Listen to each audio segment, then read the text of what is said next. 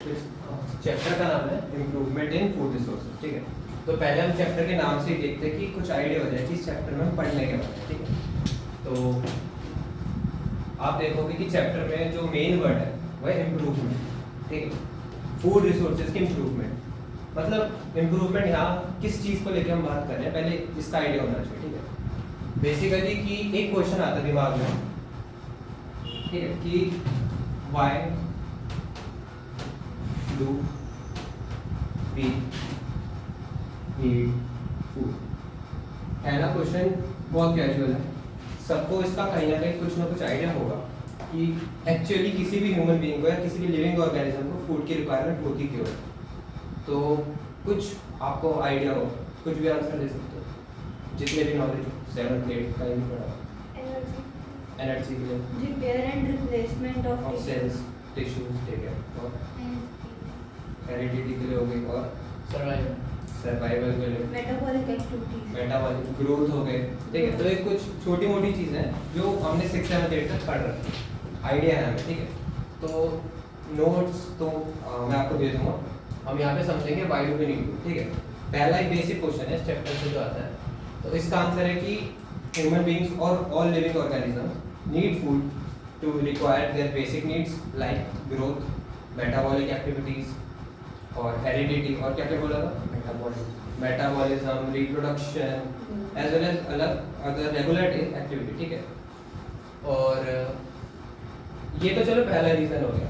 दूसरा रीजन कि ये ऐसे एक्टिविटीज में फूड हमें हेल्प कैसे करता है, मतलब फूड से हमें ऐसा क्या मिलता है जो हम ये एक्टिविटीज जो करते हैं ये हमारी पूरी हो पाती है। न्यूट्रिएंट्स, ठीक है, आइडिया। तो न्यूट्रिएंट्स क्या क्या, carbohydrates, fats, vitamins, protein, minerals. ठीक है, तो ये हो गई। तो इसका ही आंसर कि why do we need food, because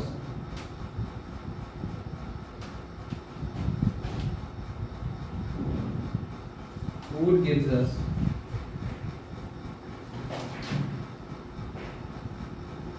basic nutrients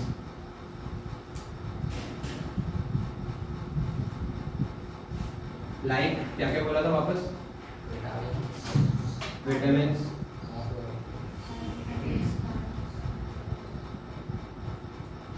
vitamins, fats, proteins, carbohydrates, minerals,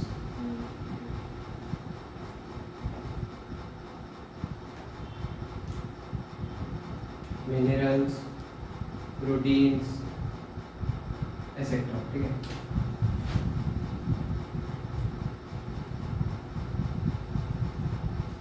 etcetera.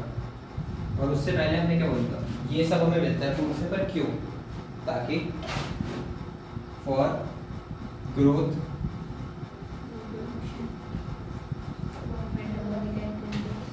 Metabolic activities, body development,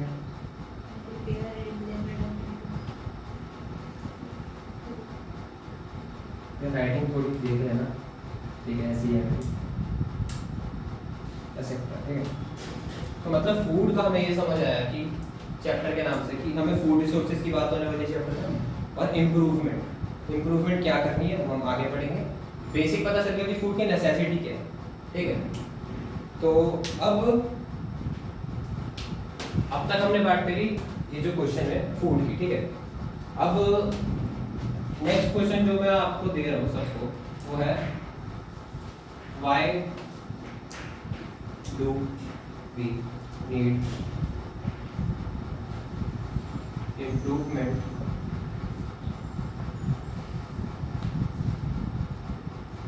in food resources. ठीक है, अब तक हमने बात करी फूड हमें क्यों नेसेसिटी है, क्यों उसमें हमें काम है, क्या है।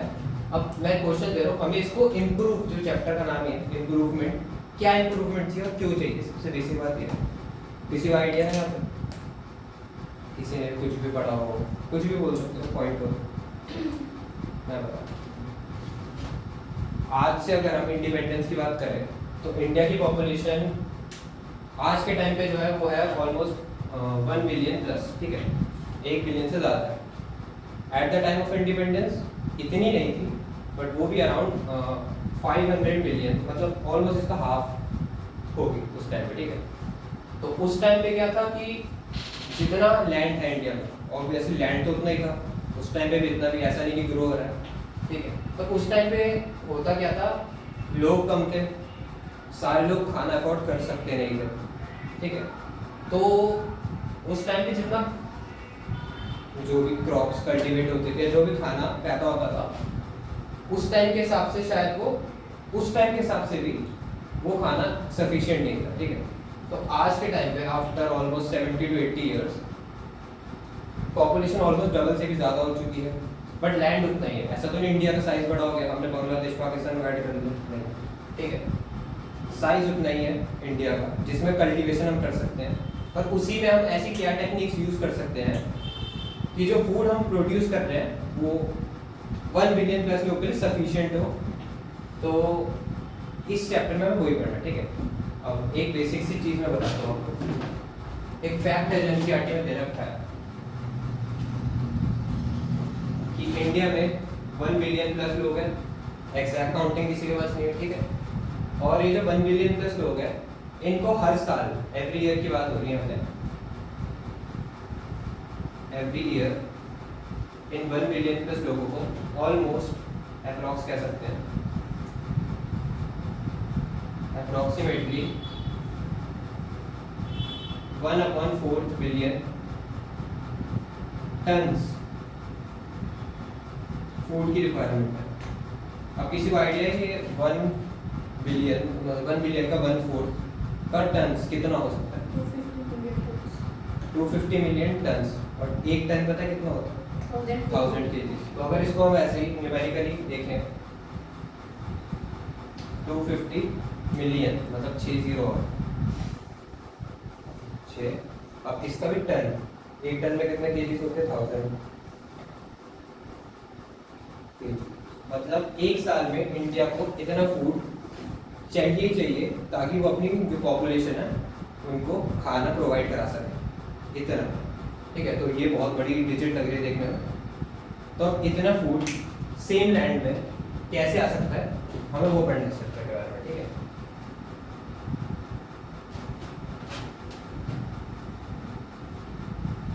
तो ये जो क्वेश्चन मैंने लिखा था, why do we need improvement in food resources, इसका आंसर यही है जो अब तक हमने पढ़ा कि इंडिया की पॉपुलेशन बढ़ रही है, इंडिया को अप्रॉक्सीमेटली 1/4 बिलियन टन्स फूड हर ईयर चाहिए। तो उसके लिए ऐसा है, मान लो अगर मान लें कि इतना एरिया है हमारे पास पूरे इंडिया में जिसमें हम फार्मिंग कर सकते हैं, ठीक है। मैक्स टू मैक्स हम कुछ एरिया शायद बढ़ा सकते हैं, पर यार इंडिया भी एक लिमिटेड ही है, उसमें आप कितना ही एरिया, क्योंकि और इंडस्ट्रियलाइजेशन, घर बनाने के लिए और के लिए भी एरिया ज़रूरी है। तो हम वो एरिया तो सारा छीन सकते हैं, ठीक है।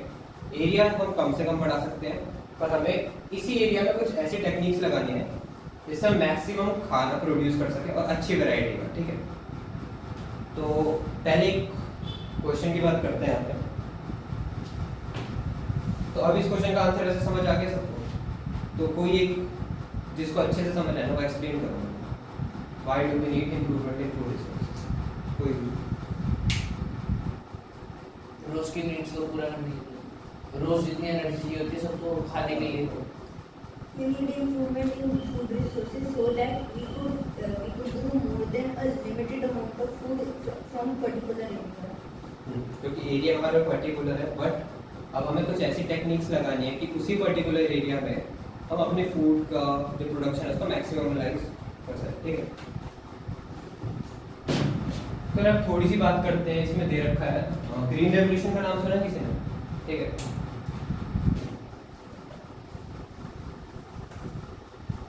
ग्रीन रेवोल्यूशन तो बेसिकली ग्रीन रेवोल्यूशन है क्या? ये एक मूवमेंट था जो आफ्टर इंडिपेंडेंस हुई थी 1947 में, ठीक है। 1960 में ग्रीन रेवोल्यूशन नाम का एक रेवोल्यूशन स्टार्ट हुआ इंडिया में, ठीक है। इस रेवोल्यूशन में था क्या बेसिकली कि इंडिया में जो पहले क्रॉप प्रोडक्शन होता था, ठीक है, वो बहुत कम था।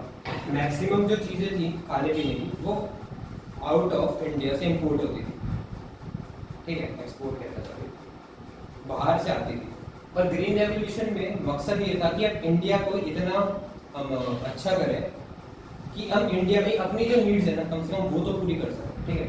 तो ग्रीन रेवोल्यूशन था क्या, बेसिकली हमने साइंटिफिक टेक्निक्स को यूज़ किया, ठीक है, और अपनी जो खुद की प्रोडक्शंस हैं क्रॉप्स की उनको इंक्रीज की एक हद तक, ठीक है। तो ग्रीन रेवोल्यूशन में बेसिकली हमने क्या किया, जो क्रॉप प्रोडक्शन थी ना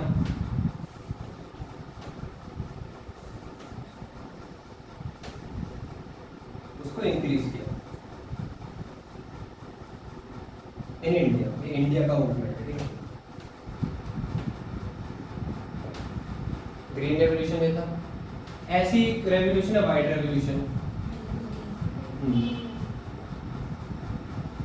तो मैं आइडिया कैसे है पढ़ रखा है क्या कोई? ठीक है, जैसे ग्रीन रेवोल्यूशन में हमने क्या किया था, क्रॉप प्रोडक्शन को इंक्रीज किया था। वाइट रेवोल्यूशन में कुछ नहीं, बस हमने जो मिल्क की प्रोडक्शन है उसको इंक्रीज किया,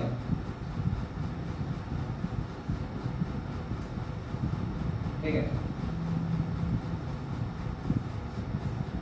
ऐसे ही है क्या ब्लू रेवोल्यूशन, इसका आइडिया क्या है? वो फिश से रिलेटेड।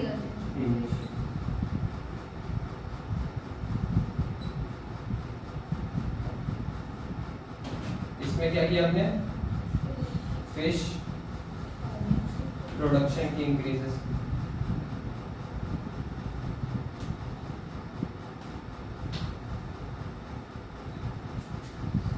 ठीक है। तो ये 3 रेवोल्यूशन थे जिनके बारे में बेसिक कुछ पढ़ना था, ठीक है। अब तक इंट्रो चल रहा है चैप्टर का। अब क्या है, ये जो चैप्टर है ना, ये देखो,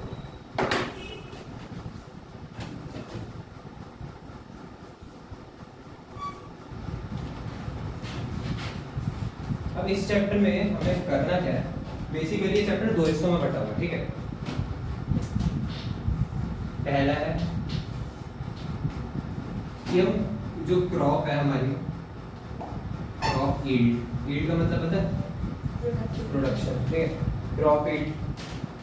और दूसरा है एनिमल यील्ड। हम इन दोनों को इंक्रीज कैसे कर सकते हैं, क्योंकि देखो इंडिया में सारे लोग वेजिटेरियन नहीं है कि बस अगर हम इसको इंक्रीज कर दे तो काम बन जाएगा, और सारे लोग नॉन वेजिटेरियन भी नहीं है कि बस इसको इंक्रीज कर दे तो भी हमारा सारा काम हो जाएगा, ठीक है। हमें दोनों चीज़ों को इंक्रीज करना है। तो इस चैप्टर में बेसिकली हमें एक एक करके पहले क्रॉप यील्ड को पढ़ना डिटेल में, फिर एनिमल यील्ड को, ओके। स्टार्ट हम करेंगे क्रॉप से, ओके। तो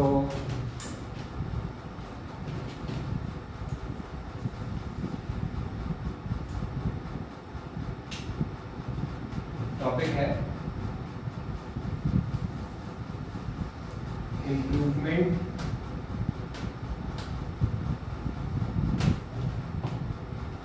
इन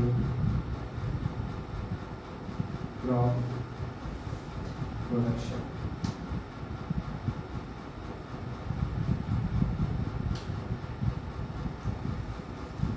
ठीक है, ये हम पहले पढ़ेंगे कि हम क्रॉप्स को कैसे इंक्रीज कर सकते हैं, ठीक है।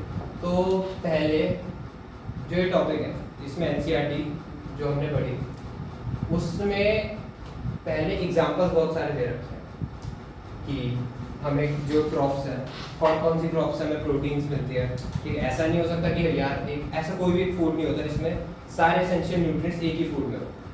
कि मान लो कोई भी फूड, एग्जांपल राइस ले लो, राइस में क्या क्या होता है, कार्बोहाइड्रेट्स होते हैं। मान लो अगर एक कोई पर्सन है उसकी बॉडी में कार्बोहाइड्रेट की डेफिशिएंसी है तो डॉक्टर उसको क्या बोलेगा, यार तुम राइस की प्रोडक्शन ज़्यादा करो या कार्बोहाइड्रेट जिन फूड में होता है उनकी प्रोडक्शन, ठीक है। पर ऐसा क्या कोई फूड है जिसमें सारे न्यूट्रिएंट्स हो, ऑब्वियसली नॉट, ठीक है।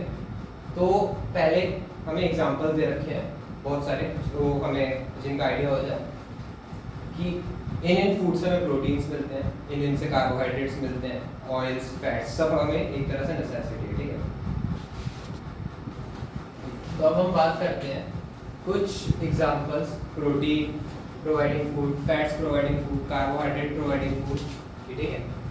तो पहले हम पढ़ेंगे कार्बोहाइड्रेट प्रोवाइडिंग फूड, ठीक है। इसमें सीरियल्स पता है क्या होता है, दाने, दाल नहीं, दाल, ठीक है। सीरियल्स होते हैं कुछ भी दाने जिनको हम कंज्यूम कर सकते हैं, ठीक है। जैसे वीट हो गया, वीट बेसिक सबको पता है, राइस, मेज, मिलेट्स का नाम सुना पहले कभी? मिलेट्स भी एक तरह के दाने ही होते हैं, ठीक है, एक ज्वार बोलते हैं, सॉरगम, ठीक है। तो ये होते हैं कार्बोहाइड्रेट जिनसे हमें मिलता है, ठीक है। जैसे हमने पहले डिस्कस किया था, राइस की बात की थी, आप सबने बताया था कि राइस से हमें कार्बोहाइड्रेट मिलता है, ठीक। पर यहाँ पे क्या आपको कोई भी एक भी ऐसा कुछ दिख रहा है फूड जिससे हमें सारे मिल रहे हैं? नहीं है, ठीक है। तो इसलिए हमें वैरायटी ऑफ फूड की जरूरत है अपनी बेसिक बॉडी रिक्वायरमेंट्स को पूरी करने के लिए, ठीक है। तो अब प्रोटीन प्रोवाइडिंग फूड देख लेते हैं। पल्सेस, दाने, लाइक ग्राम, पी पता है? मटर, ठीक है। ब्लैक ग्राम, काली दाल, ग्रीन, ये सब का नाम पता है किसी को हिंदी में इन सब के? ग्राम छोले, पी मटर, लेंटिल मसूर होता है, पिजन भी,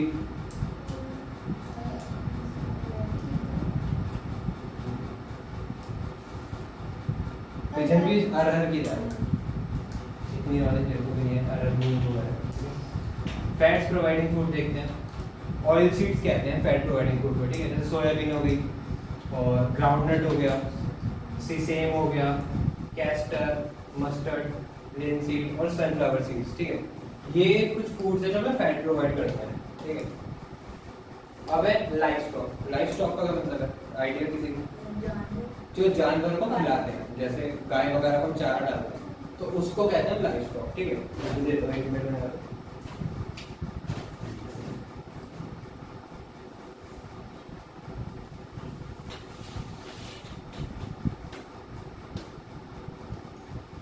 food for grazing animals,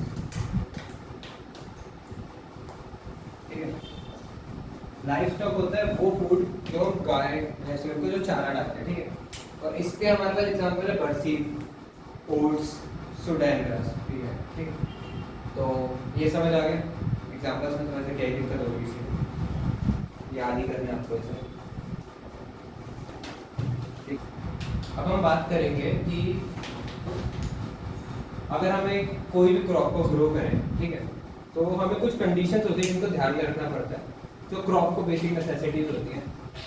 basically 3 conditions में हम बात करेंगे। पहला है क्लाइमेट चेंज, ठीक है, दूसरा है टेम्परेचर।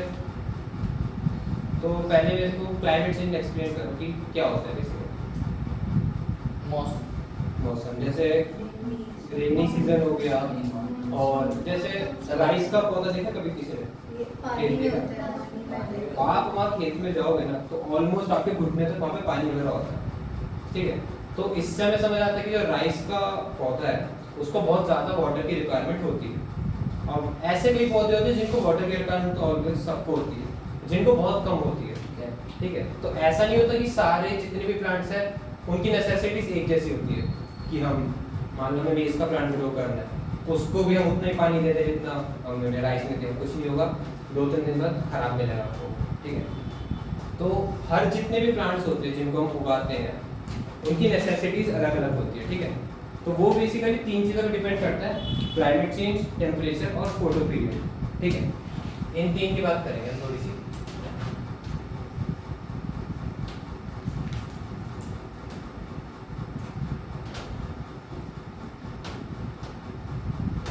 क्लाइमेट चेंज,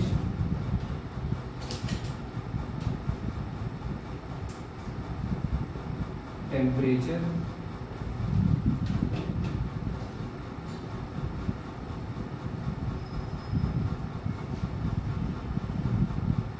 और फोटो पीरियड, ठीक है। इन 3 टर्म्स की बात करें तो क्लाइमेट चेंज इज बेसिकली कि किस प्लांट को ज़्यादा मॉइस्चराइज वो चाहिए क्लाइमेट। जैसे कई देखा है आपने, कई जगह होती है जैसे इंडिया को इंक्लूड कर लेते हैं, तो यहाँ पे जो गर्मी पड़ती है उमस वाली गर्मी पड़ती है, ठीक है, बहुत मॉइस्चर होता है हवा में। तो कई प्लांट्स होते हैं जिनको वो जो ये क्लाइमेट है ये सूटेबल है, जिनको ऐसी ही गर्मी चाहिए होती है तभी वो ग्रो करते हैं, ठीक है।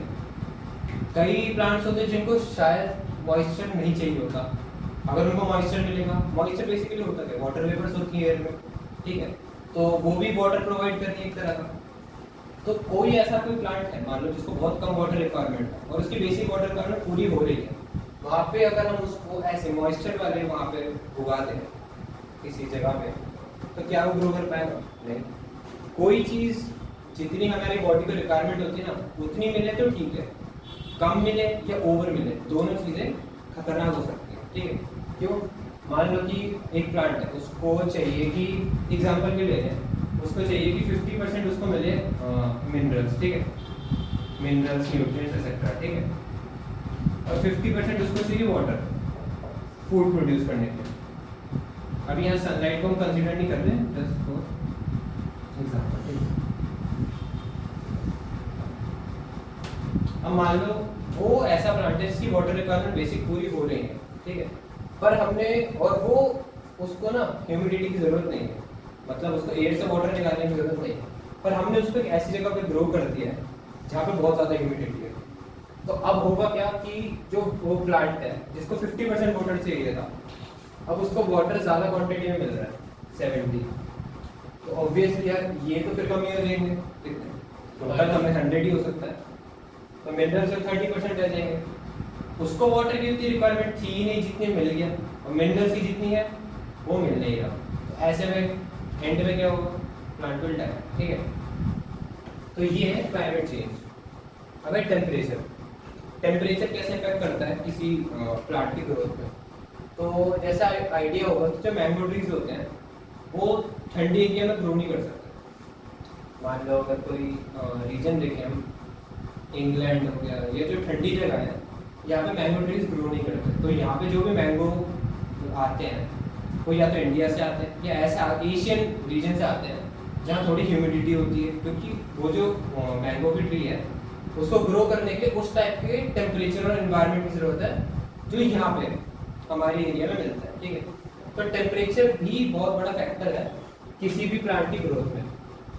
अब मान लो कोई प्लांट है जो जिसको सूटेबल है कि वो गर्मी में ज़्यादा ग्रो करता है, और हम उसको जाके उगाते हैं एंटार्क्टिका, तो क्या होगा, एक दिन से भी ज़्यादा मेरे को नहीं लगता वो ग्रो कर सकता है, ग्रो करेगा ही, तो उसकी नेसेसिटीज भी पूरी नहीं होगी, ठीक है। क्लाइमेट चेंज हो गया, टेम्परेचर। तीसरा में टर्म है फोटो पीरियड, ये शायद आपके लिए नया टर्म होगा, ठीक है, क्योंकि क्लाइमेट चेंज और टेम्परेचर तो कहीं ना कहीं अब तक हमने पढ़ ही रखा है। फोटो पीरियड एक नया टर्म है, तो इसका पहले मतलब इसी के स्पेलिंग से निकालते हैं, तो ये दो स्पेलिंग से मतलब दो वर्ड से मिलकर बना है, फोटो, ठीक है, और पीरियड। फोटो का मतलब है यहाँ पे लाइट, पीरियड का मतलब टाइम, और लाइट कौन सी यहाँ पे हम बात कर रहे हैं, सनलाइट, ठीक है।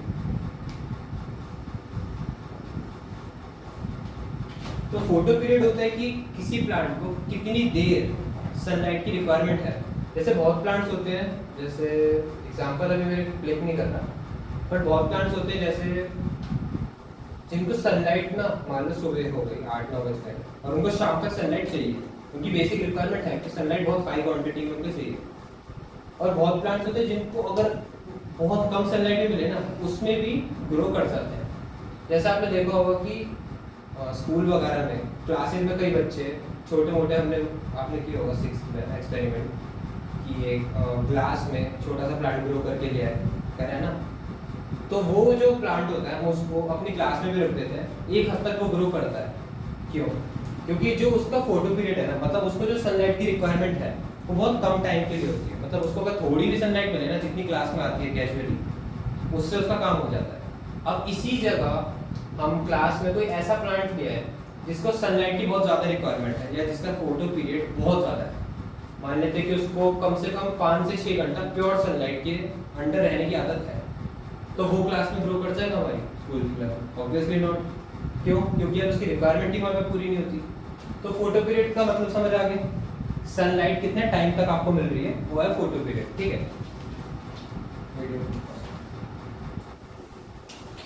अब हमें पढ़ना है, तो हमने क्लाइमेट चेंज की बात की थी, मेनली रेनफॉल की बात की थी, रेनफॉल और मॉइस्चर की बात की थी। तो अब हमें पढ़ना है कि जो क्रॉप्स है ना उनको रेनफॉल के अमाउंट में कि उनको कितना पानी चाहिए उसके बेस पे 2 पार्ट्स में डिवाइड कर दिया जाए। आइडिया बताओ कोई किसी को? हाँ, on the basis of amount of rainfall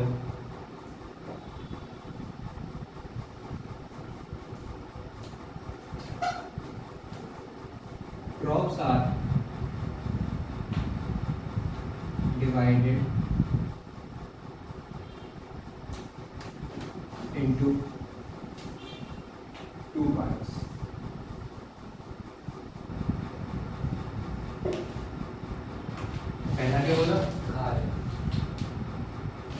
Kharif crops.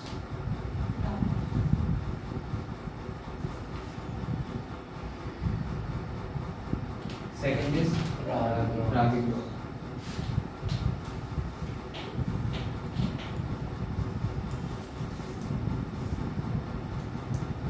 तो अभी खारिफ और राबी क्रॉप्स है क्या? कहीं ना कहीं कुछ ना कुछ आइडिया होगा सबको इसके बारे में। हम बेसिक से बात करते हैं, ठीक है। तो खारिफ क्रॉप्स की बात करते हैं पहले। ये वो क्रॉप्स है जिनको वाटर का बहुत ज़्यादा अमाउंट चाहिए होता है ग्रो करने के लिए, ठीक है। तो जनरली जो फार्मर्स होते हैं ना, इन क्रॉप्स को तब ग्रो करते हैं जब रेनफॉल का मानसून का मौसम होता है, ठीक है। तो ये वो क्रॉप्स हैं जिसमें रेनफॉल अमाउंट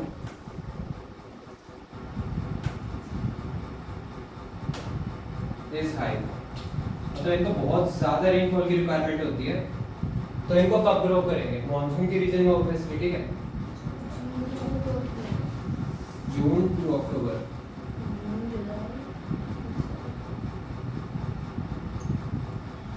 इन महीनों में इनको ग्रो किया जाता है, ठीक है। अब बात करते हैं राबी क्रॉप्स की। इसमें रेनफॉल का अमाउंट हमें कितना चाहिए? Less. Rainfall amount needed is less, ठीक है। और ये किस मंथ में ग्रो होती है?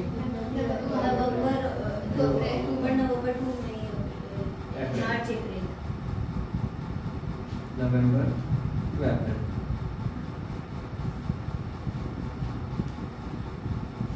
अब किसी के दिमाग में क्वेश्चन आ रहा होगा हमने मई को क्यों नहीं इंक्लूड किया? ना तो यहाँ पे ना यहाँ पे, वही है। हार्वेस्ट भी करना है, क्रॉप उगा के छोड़नी पड़ेगा, काटनी भी होती है। तो जो मई का महीना है, एक तो वो सुटेबल नहीं होता, ठीक है, क्रॉप उगाने के, और दूसरा उसमें हम मेनली काम होता है हार्वेस्टिंग का। हार्वेस्टिंग क्या होती है? क्रॉप्स को काटना, उगा के छोड़ना थोड़ा है, ना फायदा क्या हमारे होगा, ठीक है। तो अब इनके कुछ एग्जांपल्स हैं जो हम लिखेंगे।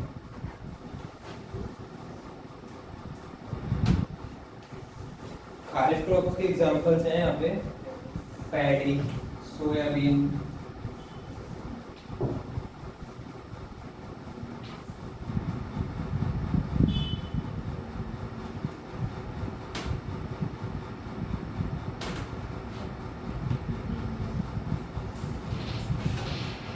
pigeon pea,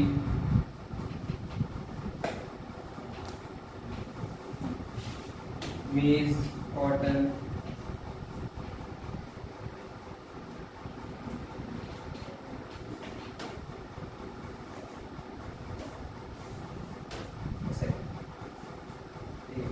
ये कुछ क्रॉप्स हैं जो खारिफ क्रॉप्स हैं, मतलब इनको जून से अक्टूबर में हम ग्रो करेंगे और रेनफॉल का अमाउंट इनको हाई चाहिए होता है, ठीक है।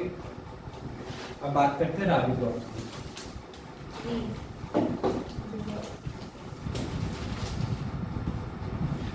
इसमें आ जाती है हमारी वीट, ग्राम, पीज, मस्टर्ड, एक्सेट्रा।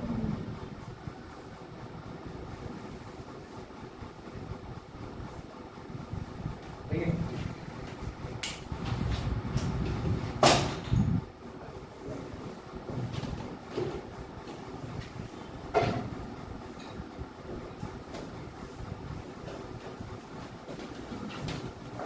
अब तक किसी कुछ डाउट्स? खारिफ राबी समझ आ गया?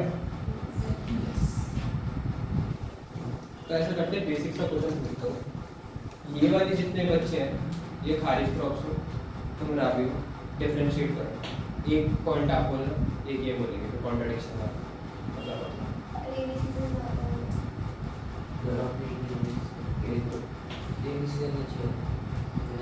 Second June to October growing period, November to April. Example एक तो कोई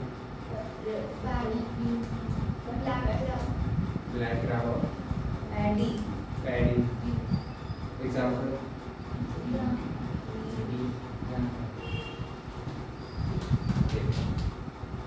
आ गया ना, कोई कुछ भी डाउट हो अब तक?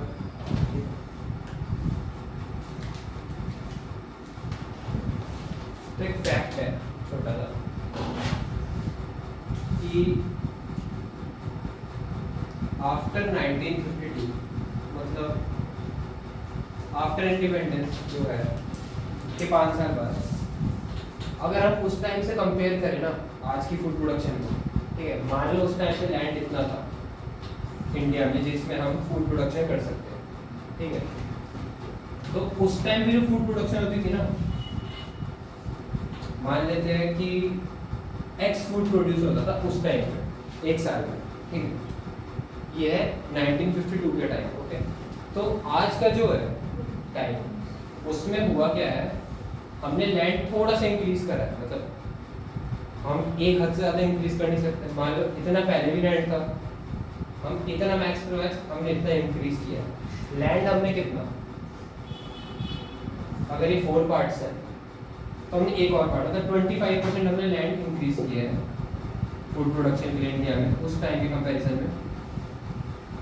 पर जो हमारी फूड प्रोडक्शन थी ना वो हमने 4 टाइम्स इंक्रीज कर दी, मतलब पहले के टाइम में अगर हम एक्स फूड प्रोड्यूस करते थे एक साल में तो 4x कर रहे हैं, मैथ्स आती है ना सबको।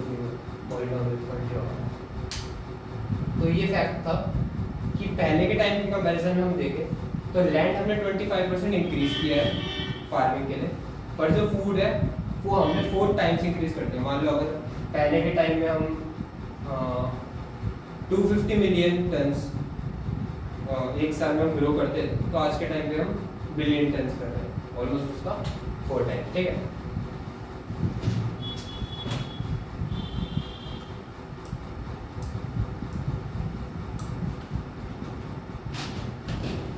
अब जो ये है अपना क्रॉप प्रोडक्शन की बात कर रहे हैं हम, इसमें हमें बेसिकली 3 तरीके बता रखे हैं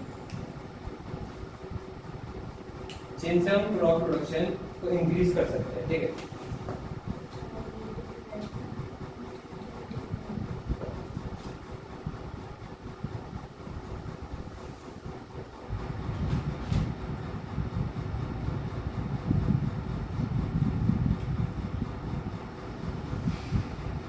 first is improvement in quality, ठीक है, कि हम जो सीड्स जो यूज़ करते हैं या फिर फूड प्रोडक्शन के लिए जो भी मैकेनिज्म यूज़ करते हैं हम उनको अच्छा करते हैं, या तो हम जो सीड्स प्रोड्यूस कर रहे हैं हम उनकी क्वालिटी को अच्छा करते हैं, जिससे भी जो हमें वो मिलेगा, प्रोडक्ट मिलेगा जिसके लिए हमने फूड प्रोडक्शन किया वो बेटर मिलेगा और उसकी क्वांटिटी हाई होगी, ओके।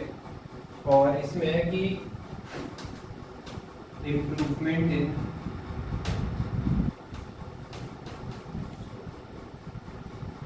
प्रोडक्शन मैनेजमेंट,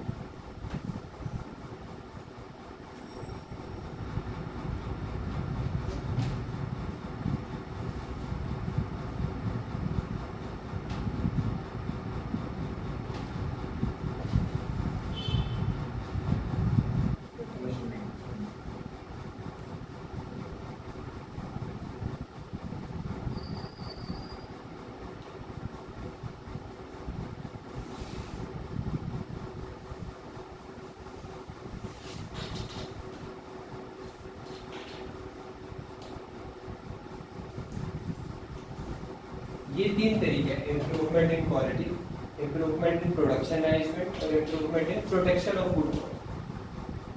अगर देखिए तो ये जो क्रॉप वाला जो टॉपिक पढ़ रहे हैं, अब हमें जो आगे पढ़ना है इन्हीं 3 तरीकों को डिटेल में पढ़ना है कि हम ये 3 तरीके बेसिकली कि हम क्रॉप प्रोडक्शन को इंक्रीज कैसे कर सकते हैं या बेटर कैसे कर सकते हैं, ठीक है।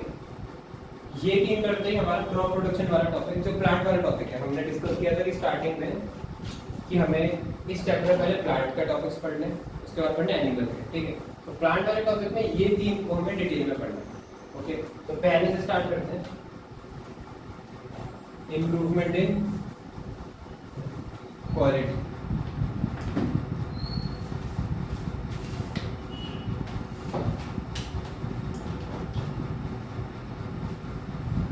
तो इसमें है क्या इम्प्रूवमेंट इन क्वालिटी, बेसिकली है क्या? ये बेसिकली है कि जो हम सीड्स हैं ऑब्वियसली हम क्रॉप को ग्रो करते हैं, उनके लिए हमें सीड्स की रिक्वायरमेंट है।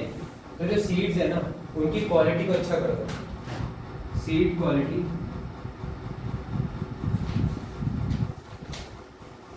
बेटरमेंट, सीड क्वालिटी को अच्छा कर दो। दूसरा पॉइंट है कि सीड्स ऑब्वियसली हमें मिलते कहाँ से? प्लांट से, ठीक है। तो जो हम प्लांट से सीड्स ले रहे हैं ना वो बेहतर प्लांट, जैसे कैसे एग्जांपल देते हुए मान लो कोई भी प्लांट है, ठीक है, ये प्लांट है जो जिससे हमें सीड्स लेनी है, पर इस प्लांट की बात है कि इसमें अच्छी बात भी है और एक इसकी बुरी बात भी है, ठीक है। अच्छी बात ये कि जिससे हमें फूड बनता है ना,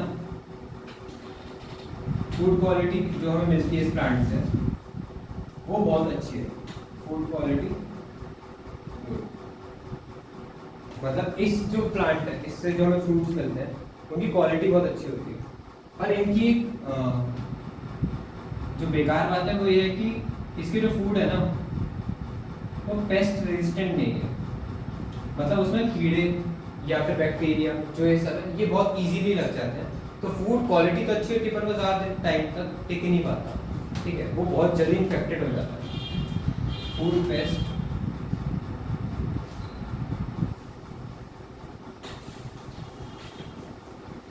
ठीक है, फूड पेस्ट रेजिस्टेंट नहीं है इस केस में।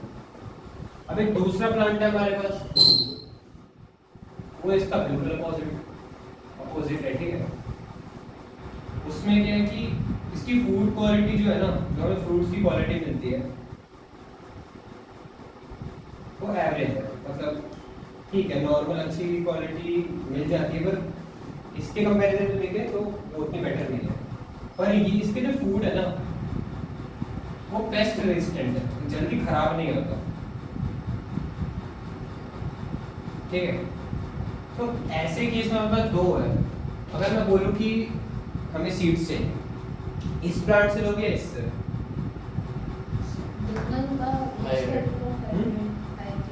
वो तो पढ़ाएंगे। मान लो ऐसे ही मेरे को सुनना हो तो यार तुम्हें दिख रहा है कि अच्छी बात है दोनों में एक एक है, पर दोनों में कुछ ना कुछ फॉल्ट भी आ रहा है कि यार इसमें कीड़े जल्दी लग जाते हैं, उसकी क्वालिटी में थोड़ा कॉम्प्रोमाइज है। तो इस केस में हमने क्या किया, इसकी सीड्स ली, ठीक है, और इसकी कुछ सीड्स ली, और हाइब्रिडाइजेशन नाम सुना है? हाइब्रिडाइजेशन होता है बेसिकली कि किसी एक प्लांट से हमने पोलन ग्रेन्स ले लिए और दूसरा जो प्लांट है उसके स्टिग्मा पे हमने पोलन ग्रेन डाल दिए। तो जो नई सीड्स हमें मिलेंगे ना इनकी हाइब्रिडाइजेशन के बाद, हाइब्रिडाइजेशन होता है बेसिकली किसी एक प्लांट से हमने क्या बोला था, पोलन लिए, पॉलिनेशन पड़ी है ना, दूसरे के स्टिग्मा में अप्लाई कर दिए, तो जो हमें नए जो सीड्स मिलेंगे अब वो दो तरह के हो सकते हैं। या तो हो सकता है कि दोनों के बैड कैरेक्टर्स ही आ गए कि यार अभी ये ना तो पेस्ट रेजिस्टेंट रहा और इसकी क्वालिटी भी बेकार है, ठीक है। या तो हो सकता है कि दोनों के अच्छे केसेस आ गए हो, क्या कि हो सकता है जो हमें नए सीड्स मिले हो वो पेस्ट रेजिस्टेंट तो हो और उनकी क्वालिटी भी अच्छी आ गई हो, क्योंकि एक कैरेक्टर यहाँ से आएगा एक उधर से आएगा, ठीक है। तो इन वालों को इग्नोर करके जिसमें दोनों ही बैड कैरेक्टर्स हैं हम इस वाले को लेंगे। तो ये जो सीड्स है हमारे पास, ये वाले जो पेस्ट रेजिस्टेंट तो है ही,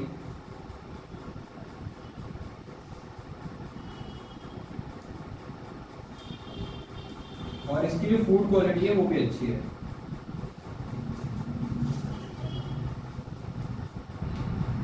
ठीक है। अब ये जो सीड्स है हमारे पास, इन दोनों के जो इंडिविजुअल सीड्स थे उनसे बेटर है, तो ये है हाइब्रिडाइजेशन, ठीक है। तो हाइब्रिडाइजेशन की एक बार डेफिनेशन सुनो, it refers to crossing of genes of one plant. Genes का आइडिया किसी नहीं होगा, जीन्स होते हैं कि बेसिकली कैरेक्टर्स, ठीक, इसके कुछ कैरेक्टर्स थे, इसके कुछ कैरेक्टर्स थे, तो जीन्स हो सकता है बैड भी आ गए हो। हमने कहा कि एक जो सीड बना उसमें दोनों के बेकार बेकार जीन्स आ गए, एक में बेटर आए तो हमने वो बेकार वालों को साइड कर दिया, और जो बेटर वाले थे उनसे अब जो हम प्लांट्स उगाएंगे उसमें क्या होगा, उसकी फूड क्वालिटी भी अच्छी है, वो पेस्ट रेजिस्टेंट भी है, दोनों तरफ से हमारा फायदा हो रहा है, ठीक है। तो ये जो प्लांट्स है इनको हम यूज करेंगे।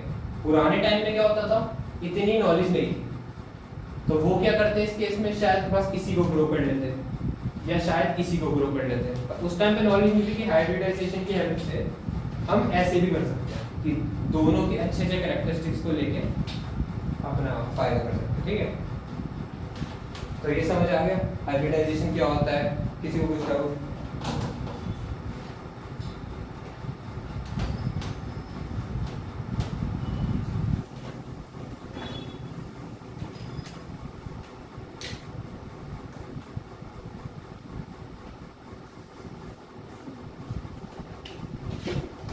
अब जो हमने वर्ड पढ़ा है hybridisation,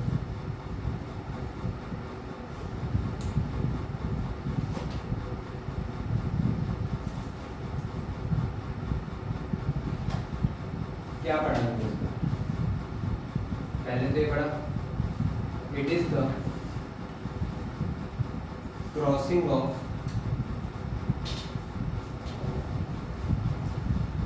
jeans of different plants.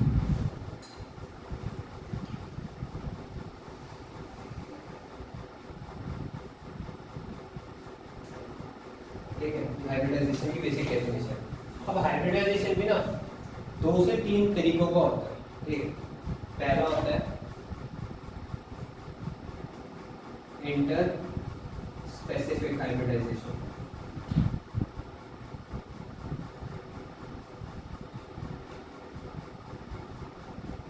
ठीक है, दूसरा होगा inter generic hybridisation.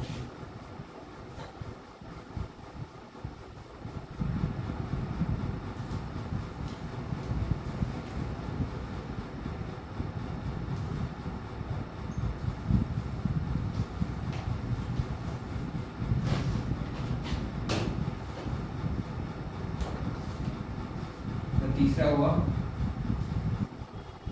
Inter varietal hybridisation.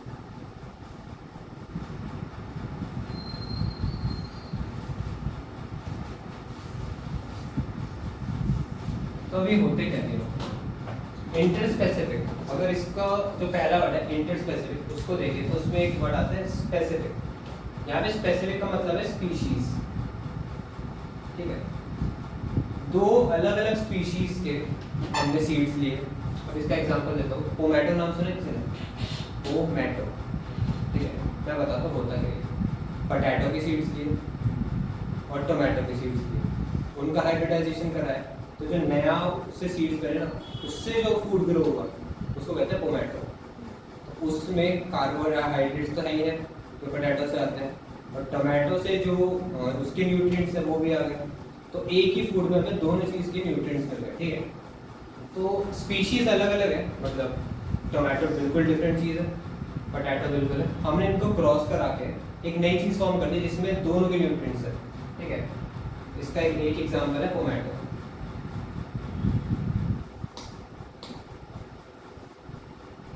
Intergenic की बात करें, इसमें वर्ड है जेनेरिक। इसका मतलब है जीन्स। तो हम इसमें 2 ऐसे प्लांट्स को हाइब्रिडाइज कराते हैं जिनकी जीन्स अलग हो। एग्जाम्पल के लिए वो एग्जाम्पल हमने लिया था ना ऊपर, एक की जीन्स एक चीज़ के लिए अच्छी है पर दूसरे के लिए खराब है, दूसरे में एक जीन्स अच्छी है एक खराब है, तो हमने उनका क्रॉस कराया और बेटर जीन्स वाले जो हमें सीड्स मिले हमने उनको ग्रो करा। ठीक है, इंटर वेराइटल हो गया कि एक ही प्लांट है पर उसके 2 टाइप है। मान लो रोज का एग्जांपल लेते हैं हम। ठीक है, रोज 2 से 3 बहुत कलर के होते हैं। हम मान लेते हैं कि हमने एक रेड रोज लिया, एक वाइट रोज ले लिया।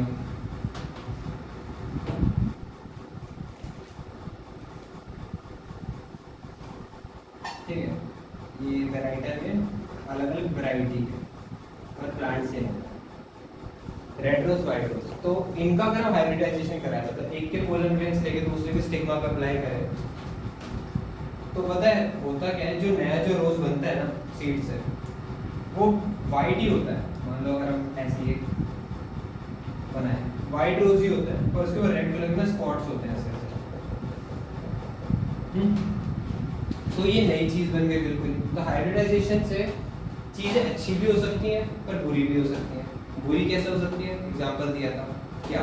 Bad characteristics. दोनों बैड कैरेक्टरिस्टिक चले गए। हम जो चाहते थे उसका बिल्कुल ही उल्टा हो गया। तो उस चीज को इग्नोर करके हमें बेटर वाली चीजों को उठाना है। ठीक है, तो हाइब्रिडाइजेशन समझ आ गई? किसी को कुछ डाउट?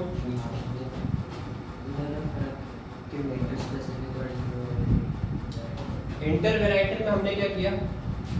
रोज लिया पर उसकी दो अलग अलग वैरायटी ली। इंटर स्पेसिफिक में हमने दो अलग ही चीजें ली थी, एक था टमाटो, एक था पोटैटो। ठीक है, तो बस ये याद रखना है स्पीशीज इसमें अलग है। स्पीशीज मतलब दोनों अलग ही चीजें हैं, वो रिलेटेबल नहीं है। पोटैटो टमाटो कौन सा रिलेटेबल है? वैरायटी में हमने रोज ही लिया पर उसके अलग अलग टाइप लिए। ठीक है, देखो